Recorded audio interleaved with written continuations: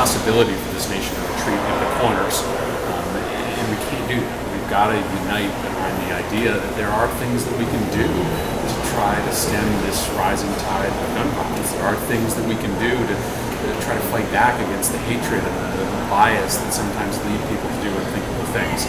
These are really tough times. We know more than anywhere in the country how much these mass shootings hurt, but we can't turn this into a political slugfest. We've got to find ways to come together.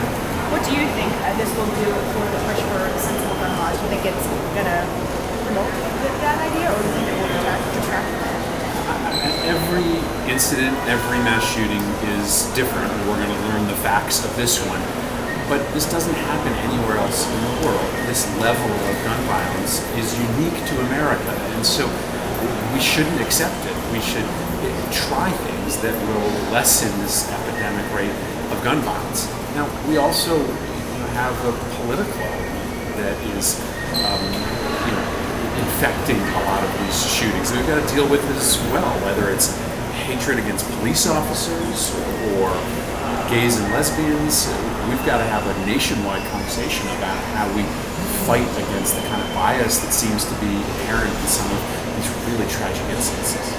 Now, prior to yesterday in Dallas, there were two other major stories in Minnesota and Baton Rouge. There was police officers shooting a black man. And what is the reaction to that? Those stories.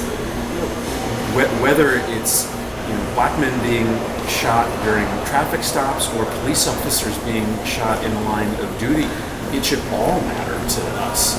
And I'm hoping that this is a moment where people in this country can come together and talk about the common sense steps that we can take to try to stop these shootings from happening.